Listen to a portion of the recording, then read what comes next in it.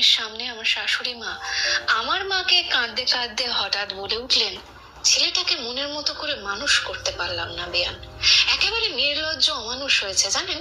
শিক্ষিত হলে কি হবে, কোনো সাংসারিক বোধ বুদ্ধি কিচ্ছু নেই। এই জন্য আমার মনে যত জ্বালা, যত অশান্তি। রান্নাঘর থেকে কথাগুলো শুনে ভীষণ বিরক্ত লাগলো। ভাবলাম তপস্যা করেও এমন সন্তান পাওয়া যায় না। তার সম্পর্কে মা হয়ে এক ঘর বাইরের লোকের সামনে এ কথা বলতে ওনার মুখে একটুও বাঁধলো না। সত্যি স্বার্থ আর অর্থ মানুষকে কত নিচে নামিয়ে দেয়। মা হয়েও এমন কথা বলতে পারা যায়? আমি রিমি, বিয়ে হয়েছে প্রায় 2 বছর হতে চললো। আমি হোম মেকার। আমার স্বামী পলাশ একটা কোম্পানিতে সেলসের চাকরি করে, এই নামমাত্র বেতন। ফলে সংসারের ইকোনমিক্যালি আমাদের কন্ট্রিবিউশন খুবই সামান্য। আমরা দুজন ছাড়াও আমাদের সঙ্গে থাকেন আমার বড় ভাসুর অর্থাৎ বড়দা, বড়জা এবং আমার শাশুড়ি মা। এতক্ষণ কথা হচ্ছিল এই বড়দাকে নিয়ে। বড়দা হলেন অঙ্কের সিনিয়র প্রফেসর।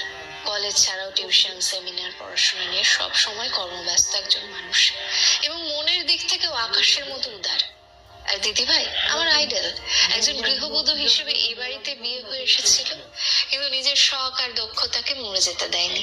বাঁচিয়ে রেখেছিল শত ব্যস্ততার মধ্যে, আর বাঁচিয়ে রেখেছিল নিজের আত্মসম্মান বোধ। বৌভাতের পরদিন আমার বাপের বাড়ি থেকে দেয়া উপহারগুলো দেখতে দেখতে শাশুড়ি মা যখন বলেছিলেন, ইমা তোমার মামা বিয়েতে শাড়ি দিয়েছে, সোনার জিনিস যায়নি, এ কেমন আত্মীয় গো।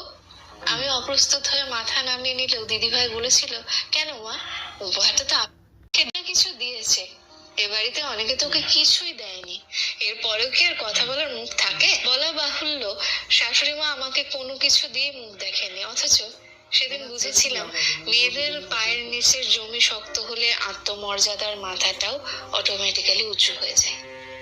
নিখুঁত সেলাই, দারুণ সুন্দর আঁকার হাত ছিল দিদিভাইয়ের।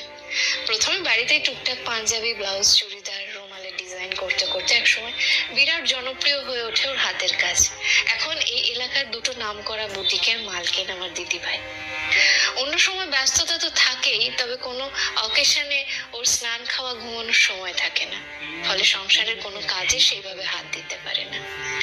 রোজের অল্প রান্না বান্না, নিজের কাজকর্মটুকু হালকা পাতলা করে ওনাকে বেরিয়ে যেতে হয়। যদিও সেই খামতি ঢাকতে কাজের দিদি, রান্না দিদি রেখেছে দিদিভাই নিজের বেতন দিয়ে। আর ওইখানেই আমার শাশুড়ি মায়ের প্রবল আপত্তি। ওনার কথা, বাড়ির বউ সংসারের কাজকর্ম সামলাবে, ওনার হাতে হাতে সব জোগাড় করে দেবে, উনি আদেশ করা মাত্র সেটা ওনার সামনে হাজির হয়ে যাবে। বাড়ির বউ থাকতে কাজের বউ ঘরের কাজ করবে কেন? আর রান্নার বউর হাতে রান্না খেতে হবেই বা কেন? যদিও বা বাড়ির বউ